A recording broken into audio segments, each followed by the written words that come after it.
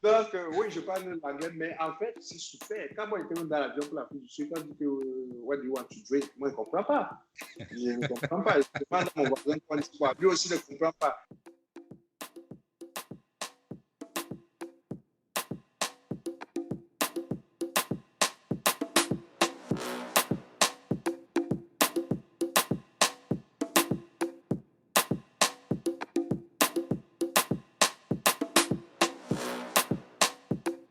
Hello everyone.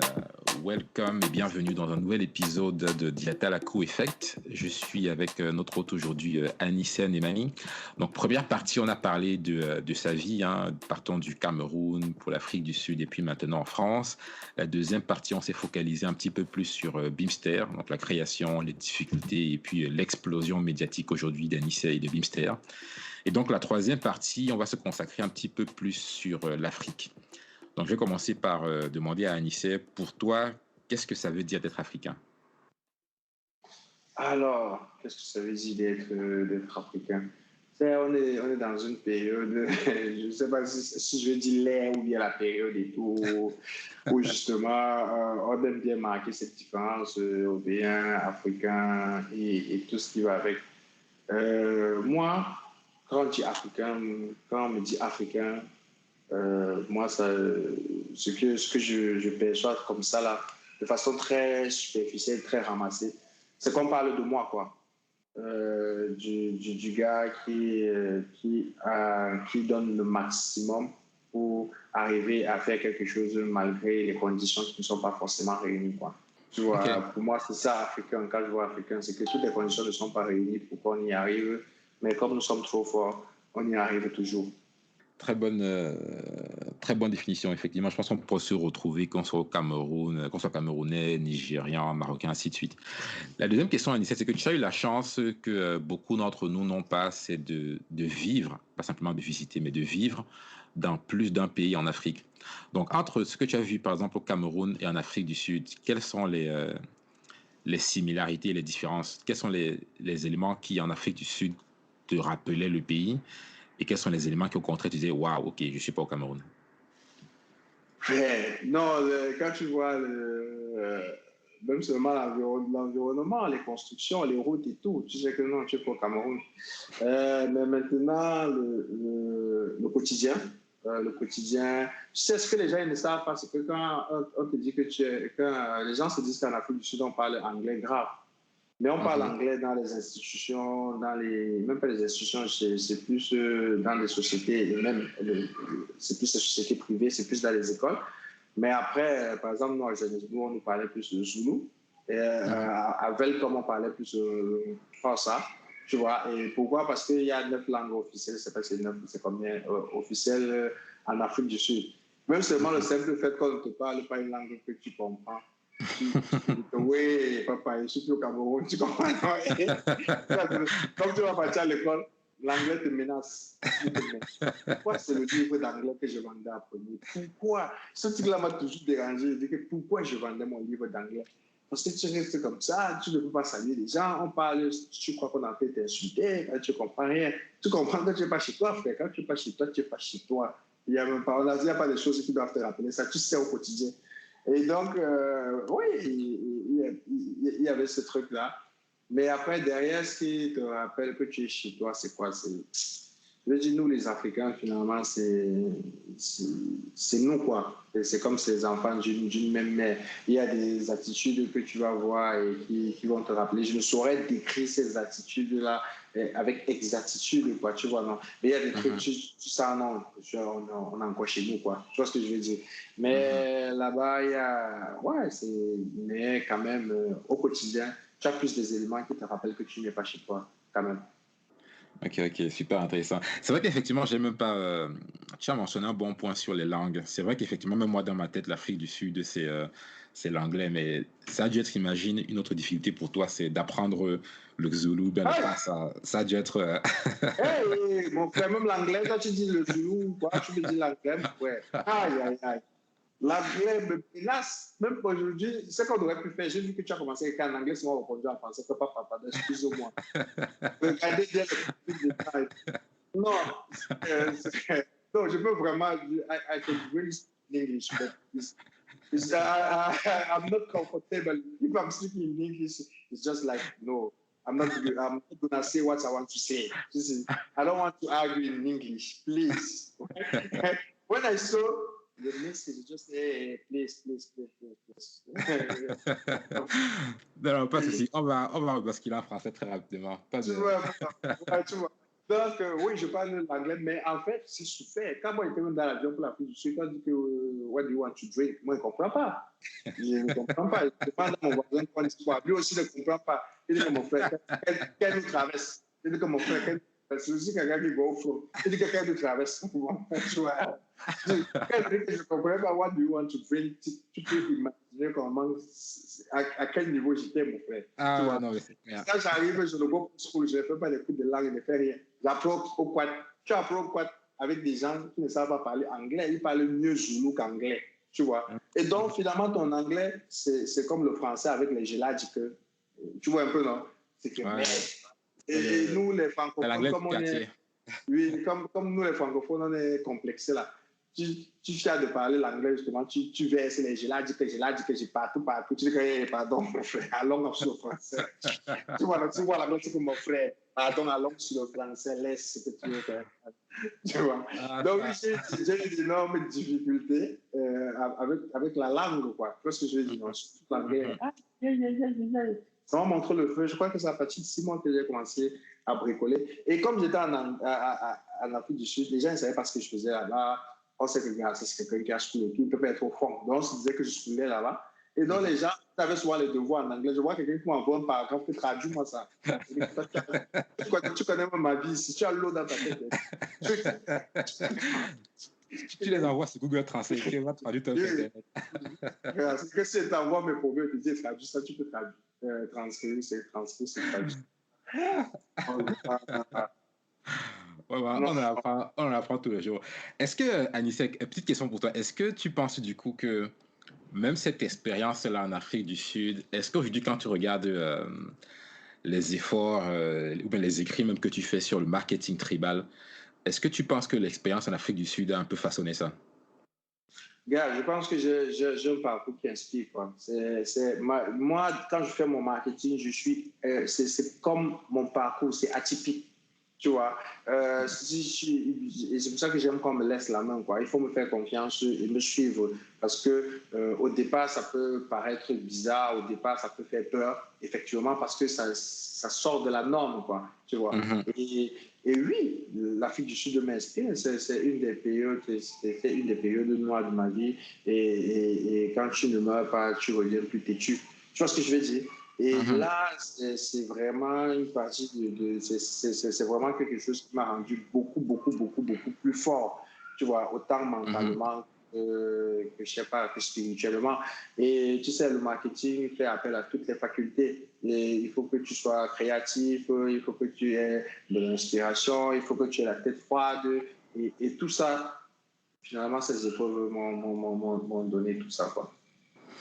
Ça marche.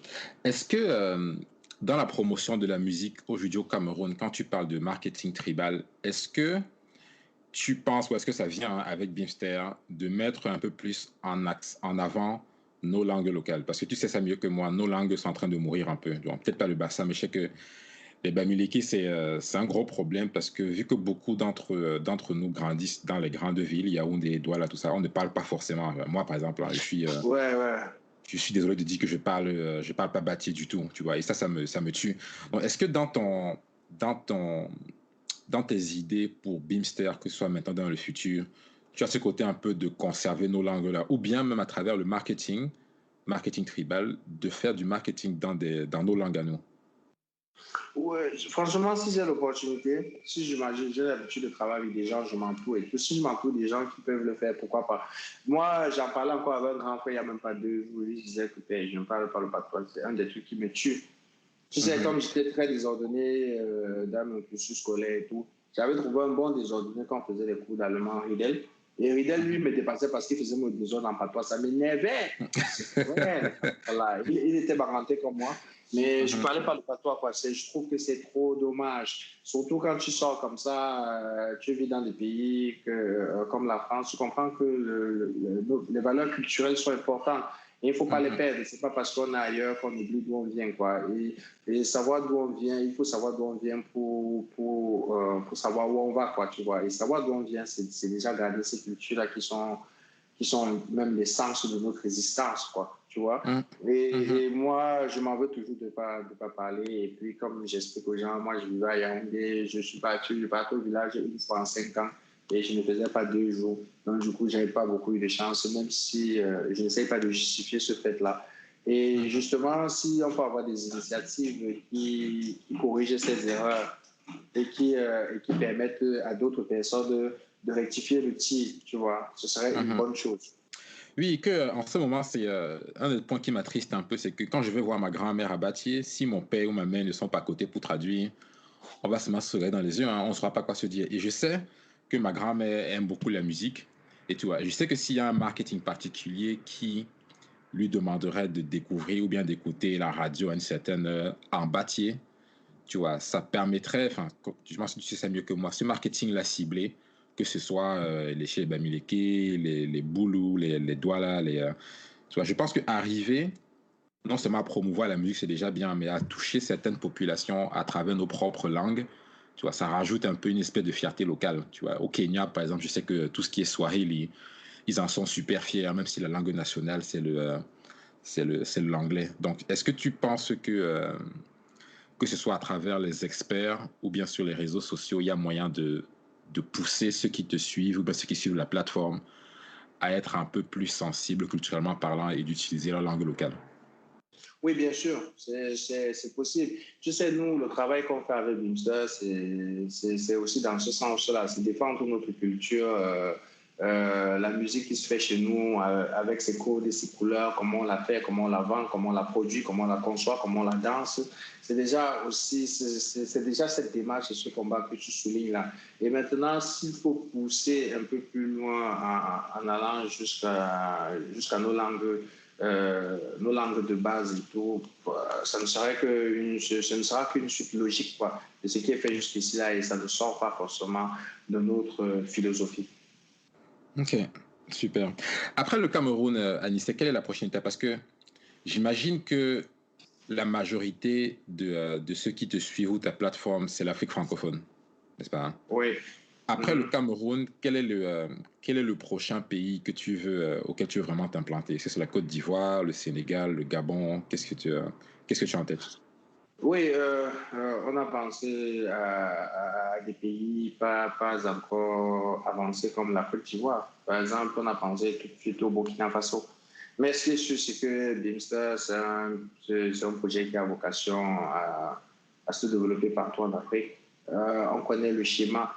On ne va pas parler de réussite parce que réussite, c'est comme si on était arrivé, on n'est pas encore arrivé, mais on connaît le schéma, les éléments qui ont marché, tu vois, non, dans toute notre aventure. Donc, on peut retracer le schéma de réussite ou bien le schéma qui a permis d'être à ce niveau-ci. On peut le ressortir et le dupliquer ailleurs facilement. Et c'est vraiment le but. Là, on continue de développer d'abord au Cameroun où nous sommes influents et une fois qu'on a les ressources nécessaires, les ressources nécessaires et la stabilité financière qu'il faut, on va aller conquérir d'autres pays et on commencera par des pays moins, des pays qui ne sont pas aussi avancés que la Côte d'Ivoire, par exemple le Burkina Faso, comme je disais tout à l'heure.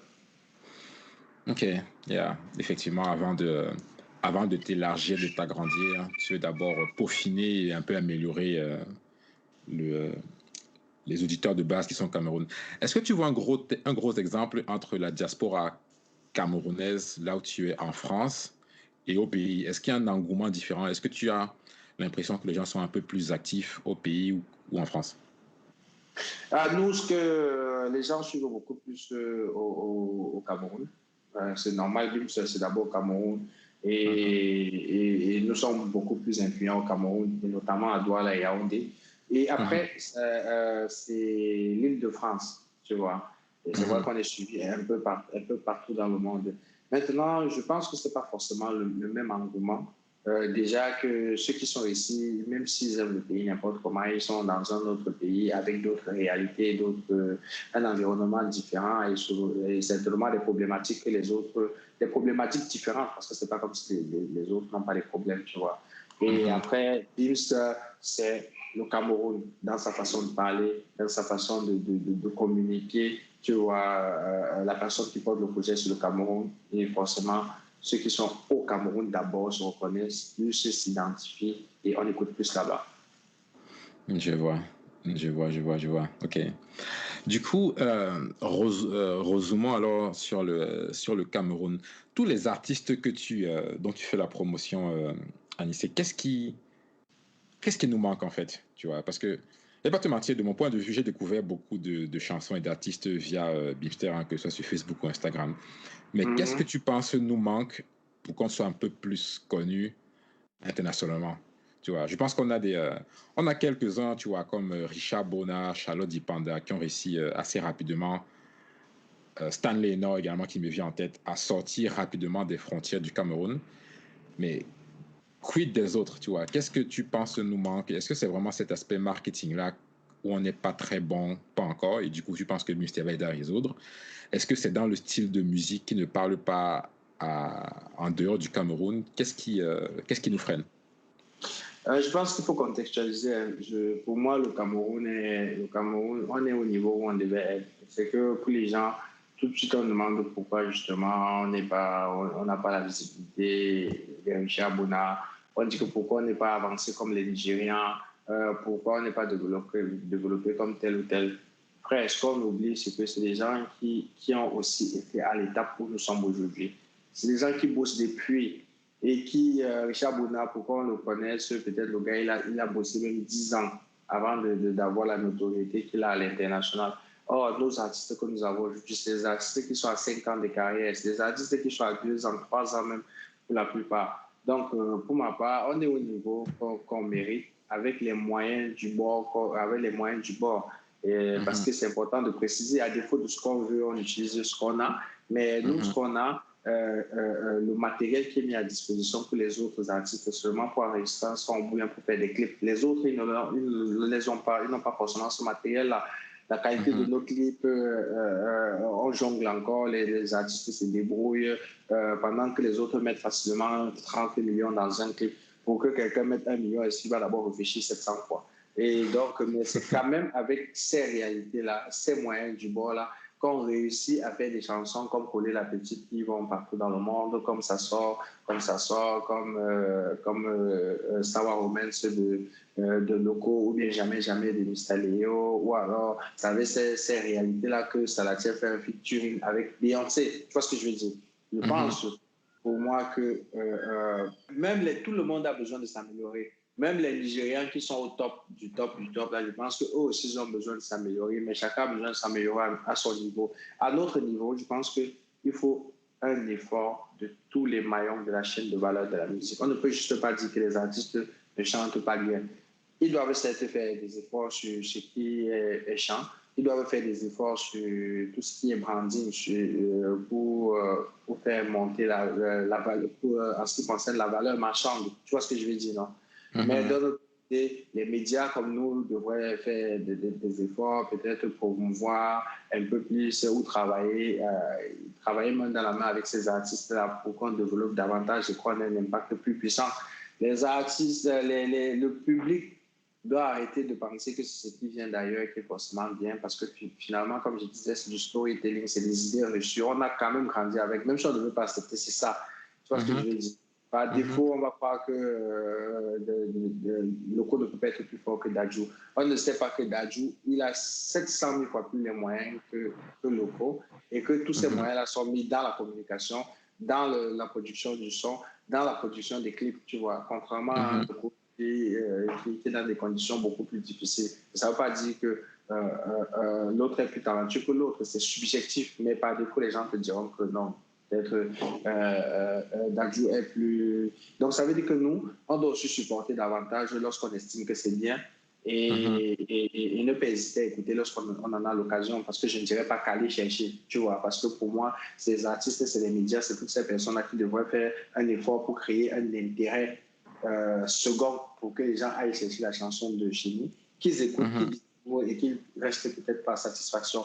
Donc, pour que la musique camerounaise explose davantage, parce qu'il y a quand même arrivé à un certain niveau, mais Mhm. pour qu'on se développe davantage et tout, il faut un effort de la part des organisateurs qui donnent de la valeur à nos artistes, qui essayent Mhm. de donner des cachets conséquents et proportionnels à l'image et à la notoriété des artistes. Les Mhm. médias qui fassent un travail beaucoup plus profond pour développer, vendre davantage ce qui se fait chez nous et avoir un impact encore plus grand. Le public qui supporte leur kiff et que les artistes, eux, de leur côté, font plus d'efforts pour nous proposer des chansons originales, de qualité et des clips qui vont avec, quoi. Mhm. Et pareil, les radios ou les journalistes dans les autres pays, on écoute à 80% la musique locale et à 20% la musique étrangère. Mais chez nous, c'est peut-être 10% de musique locale et 90%. Comment on va se développer, frère? Ah, putain, t'as raison, ouais. Effectivement, c'est toute la chaîne, comme tu as dit. J'avais pas forcément pensé à ces aspects-là, mais tu vois, tu as tout à fait raison. Rien que même que ce soit tout en amont au niveau du budget. C'est sûr que quelqu'un Ouais, comme Davido, il n'a pas les mêmes moyens que, Davido que te fait le Daphné, clip quoi. de 10 millions, il a fait le clip, c'est trop petit même. Un budget de 10 millions, je suis sûr que c'est petit. Mais Daphné te fait le truc à 3 bâtons, quoi. Tu vois ce que je veux dire? 3 millions, 10 Euh, millions, il faut toujours penser à ça. Tu vois les studios, les gars te sortent tous ces hits qui ont tourné dans le monde entier. Daphné avait le calé. C'est fait là-bas chez Salatiel, à Boya à la base. C'est un petit truc comme ça et tout. Ce n'est pas les studios monstrueux que tu vois partout à la télé. Non. Nous, on fait avec les moyens du bord et c'est la preuve que non, les Camerounais, quand même, on est puissants, gars. On est trop forts. Il faut même pas croire.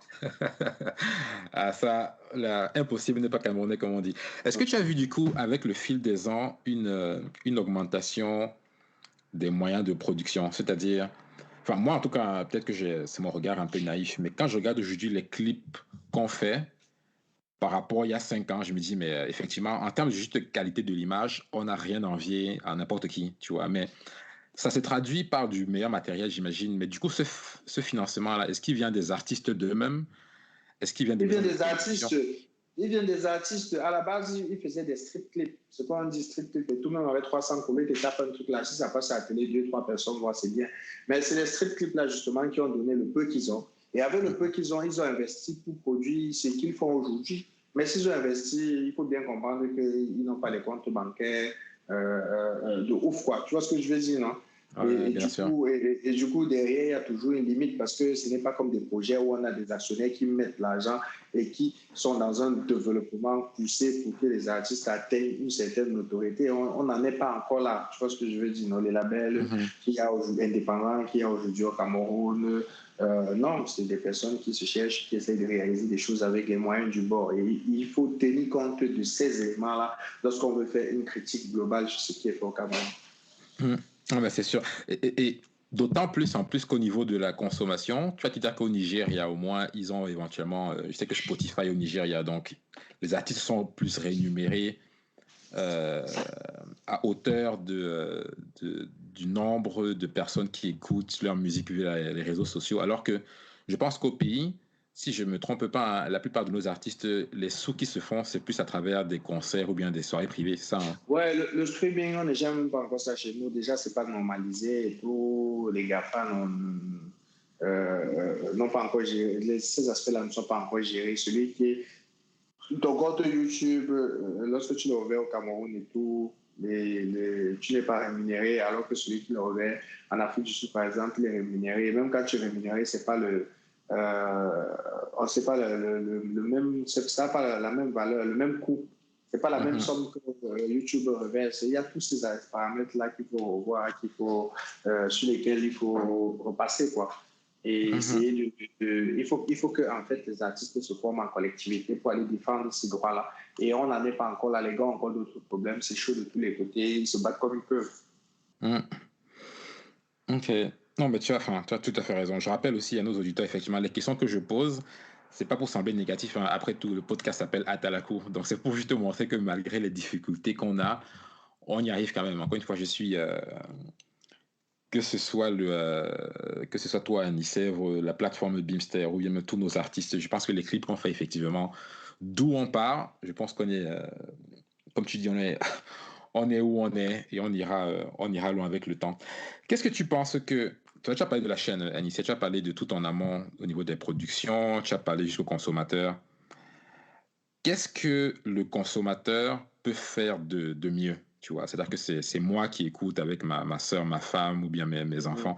Qu'est-ce qu'on peut Mhm. faire de mieux aujourd'hui donc pour supporter nos artistes au pays, tu vois? Euh, Moi, c'est euh, compliqué. je- ouais. Monsieur Léo, il est un peu trop loin. Même si je me marie ou bien je veux faire une fête demain, je ne peux pas Mhm. vouloir faire une soirée privée parce que je suis trop loin, tu vois? Mais qu'est-ce que de Mhm. mon Mhm. côté, la diaspora, qu'est-ce qu'on peut faire de mieux? Alors, comme je disais tout à l'heure, et tout, le partage, quoi. Le partage, c'est déjà, c'est très important, quoi. C'est partager et consommer. Lorsque tu kiffes, je ne demande franchement pas aux gens de partager et consommer ce qu'ils n'aiment pas. C'est que si tu es un artiste que tu aimes et que sa musique est dispo sur Spotify et autres, et que tu consommes, tu es en train de l'aider. Lorsque tu as sa musique qui te plaît et tout, et que tu fais écouter à un ami, tu es aidé. Mhm. Et si ce n'est que cette aide que tu peux apporter à partir de là où tu es, c'est déjà beaucoup. Et tu sais, comme on dit chez nous, c'est le geste qui compte, quoi. Si l'artiste est en Mhm. déplacement et que tu as la possibilité de te déplacer, bah, si tu y vas, c'est vrai que tu pars à la base pour consommer une musique que tu aimes, mais Mhm. derrière, c'est comme si tu soutenais une industrie. Ok, ça, c'est un très bon point. Ok. Un exemple, Anissé, j'aurais adoré avoir les sons de Mister Léo, Salaciel sur mon podcast, mais je pose toujours la question de savoir les droits, tu vois. J'ai pas envie sans contacter la maison de production, bien Salaciel, de jouer sa musique sans qu'il ne me le demande, tu vois. Est-ce que ça, c'est des questions un peu trop loin que je me pose et ça ne vaut pas le coup? Est-ce que tu penses que qu'il faut que je joue quand même de la musique, que je fasse découvrir à mon audience nos artistes du pays? Ou alors est-ce qu'il faut, tu penses quand même, passer par l'étape, m'assurer que moi qui joue leur musique, ce n'est pas enfreindre leurs droits? Tu vois ce que je veux dire? Oui, mais en fait, toi, tu es dans un pays où tout est réglementé. Si tu joues la musique, on va te revendiquer, on va revendiquer. En fait, il y a des trucs il y a des droits qu'on paye. Chaque fois que la musique d'un artiste est utilisée, quel que soit le support, il doit recevoir de l'argent parce que c'est son œuvre que tu utilises. C'est le fruit de son Mm. travail. Tu vois. Mhm. Et c'est peut-être chez nous que c'est pas encore hyper développé, il n'y a pas les outils qu'il faut pour la reconnaissance et tout. Mais je pense que chez vous, effectivement, si les sons de Mistaleo sont protégés comme il faut et que tout a été fait dans les procédures normales et tout, si tu le mets par exemple en fond de ton podcast et que tu le mets sur YouTube, YouTube va te dire que ce son-ci appartient à tel et nous allons reverser les frais, les sous qui sont engendrés par ça chez eux. Ok. Du coup, ce que je peux faire moi à mon niveau, c'est essayer de voir comment contacter donc les maisons de production qui gèrent nos artistes là et montrer à quel point c'est peut-être simple, tu vois. Peut-être que je me prends la tête, mais simplement un simple mail à la bonne adresse, il me répondrait oui, ok pour nous, pour que tu joues le son de Salaciel sur ton Non, podcast, tu ça, vois. non, ça se passe pas comme ça en fait. Parce que si tu veux Saratienne, supposons que Saratienne il est affilié à la SACEM. C'est la Mhm. SACEM qui est le gendarme de ses œuvres. C'est pas Saratienne, il n'a pas le temps pour ça. Donc quand Mhm. tu vas jouer ces outils de la SACEM là qui vont reconnaître que tu es séjourné quelque part et tu vas payer, même si Saratienne dit ok, tu vas payer. Parce que, en fait, comme je t'expliquais, chaque fois que c'est utilisé, tu dois payer. Mais chez nous, comme les choses ne sont pas encore développées, ne sont pas encore développées, des fois, effectivement, tu peux utiliser, mais derrière, personne ne te réclame rien. Mais dans les pays où Mhm. c'est réglementé, si les artistes sont enregistrés comme ça se doit dans des structures qui travaillent bien, quel Mhm. que soit le support où tu l'utilises, on est censé, la police est censée, la police, quand il dit Essentiellement. police, c'est la structure qui fait le gendarme ou tout ça, quoi. Elle est Mhm. censée gérer, quoi. Ok, du coup, ok, je vais modifier ma question. Comment est-ce que je fais donc moi pour savoir, tu vois, si j'écoute jamais de Mister Léo, comment est-ce que je fais pour savoir qui je dois contacter pour m'assurer que les droits puissent être, tu vois, est-ce que je sais que généralement à la fin des clips, ils mettent non, de la production dessus, mais est-ce que quand c'est diffusé aux États-Unis, est-ce que tu as un autre gendarme en plus de la maison de production? Tu vois ce que je veux dire? Ouais, là, je saurais plutôt répondre. Je pense que c'est un peu plus complexe. Ça doit dépendre de sa maison de production. Et lui, ça dépend de la gestion, la société de gestion collective qui gère ses œuvres. Et voilà. Je pense que c'est un peu plus complexe. Ok. Ok, Anissé. Merci beaucoup encore une fois. Je sais que tu as très peu de temps devant toi. Donc, j'ai envie de finir cette conversation avec quelques questions rapides, réponses rapides pour te connaître un peu mieux.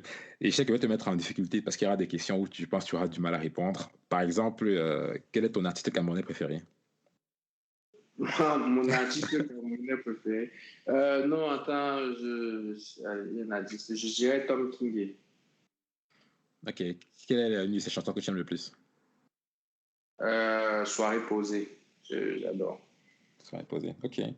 Quel est l'artiste que tu penses est le plus prometteur? Ou la plus prometteuse, hein, bien sûr. C'est un petit qui a 14 ans. Il s'appelle Retlo. Oh, wow. On peut trouver ses clips sur Internet déjà. Non, c'est pas encore dispo. Mais ça arrive. Ça arrive. Ok. Quel est l'artiste des générations d'avant que tu aimes le plus? Donc, je pense au Ben DK et comme ça. Automa, c'est là. Au tout Marcelin. Ok. Quel est l'artiste que tu penses a la plus belle voix? La plus belle voix. Ah, moi, j'ai Daphné, hein, ça va. Daphné. Ok. Maintenant, on va quitter le Cameroun. Quel est l'artiste africain qui te fait vibrer le plus? Africain. Mhm. L'artiste africain qui me fait vibrer. Euh, non, je vais dire, quand tu dis vibrer, c'est comment? Tu parles du chant, tu parles de quoi? Quelqu'un qui te met hors de toi quand tu l'écoutes. Yeah, genre, si tu veux t'ambiancer, tu vois, comme on dit, quelle est la première chanson, le premier artiste qui te passe par la tête? Non, si c'est pour l'ambiance et tout, c'est Malox.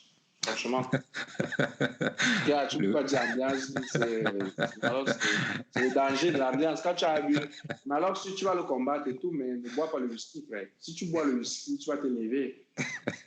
Si tu bois le whisky, tu vas te lever. Moi, je bois beaucoup de whisky. Hein. Si tu le combats comme tu combats, vous insultez, quand tu vas boire le whisky, tu vas te lever. Ah, le vibe. l'ambiance. Ouais, alors c'est vrai. Ok. Donc maintenant, en mode posé. Donc tu es avec, je sais pas, la famille, tu dois passer un petit son tranquille en background là. Quel artiste que tu mets? Ah, Mr. Léo Salatiel. Mystérieux, ça, c'est ok. Ok. Peut-être dernière question. Tu as parlé un peu d'être un fan de rap français. Hein. On va peut-être un peu quitter l'Afrique pour juste le temps d'une question. Quel est ton rappeur français préféré? Ah, le rappeur français préféré, c'est LOH2F. C'est même limite une idole, quoi. Ils sont deux. C'est au football, dans le football et dans le rap. Le football, c'est Didier Drogba. Je l'aime beaucoup. J'aime beaucoup Didier Drogba pour son humilité. Et je trouve que c'est un opportuniste. Lui, quand il est dans la surface de réparation, il y a danger, quoi. Du moins, quand il y avait danger. Et chaque fois qu'il était face au goal, il tire d'abord. Et ça me représente beaucoup. Ça me parle beaucoup parce que c'est ce que je fais. Et j'aime beaucoup Rof parce que pour moi, c'est comme il dit, le rappeur offensif, autant dans le forme que dans la forme.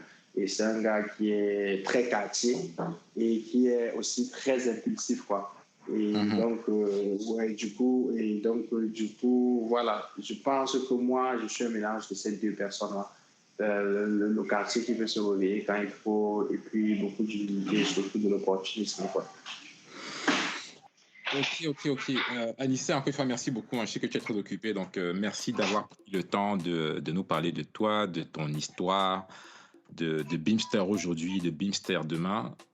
J'invite encore une fois tout le monde à te suivre, toi et Beamster, sur les réseaux sociaux, beamstermedia.com, sur Internet, Beamster Bean Music Street, que ce soit sur Facebook, Instagram, Twitter. Donc, la seule demande d'Anissé, comme il a dit un peu plus tôt, ne faites pas la sorcellerie. Donc, si vous aimez, partagez. Partagez, ouais, suivez-moi sur mes comptes perso, quoi, Anisette Nemani, sur LinkedIn, sur Twitter, sur Instagram. On est partout, on a un téléphone et l'ordi qui va avec. On est seulement partout. On est sur les réseaux sociaux. C'est le même nom, c'est Anisette Nemani. Donc, merci pour cet échange. C'est toujours un plaisir, les podcasts. Vous m'avez donné tellement envie que je suis obligé, j'ai tellement à dire que je me dis juste que non, qu'est-ce qu'il faut? Il faut que je fasse ma part moi-même. Je dis que je prends tout mon temps, toutes mes journées. Merci beaucoup, c'est hyper intéressant. C'est un échange très enrichissant. Et échanger comme ça fait toujours plaisir de se vider, d'apprendre davantage de soi-même et peut-être et surtout de l'autre. Super. Atalako à toi pour ce que tu fais pour la musique camerounaise africaine, Anissé. Et Atalako à vous pour écouter au bout d'1h30. J'espère que vous avez aimé ces 3 parties. Donc, encore une fois, vous n'hésitez pas à partager, que ce soit Bimster ou bien si vous aimez l'histoire d'Anissé et que vous pensez qu'elle peut inspirer d'autres, que ce soit au Cameroun, en Afrique ou dans le monde, n'hésitez pas de partager cet épisode. Oui, Donc, bien sûr. Atalako à vous et on se dit à la prochaine.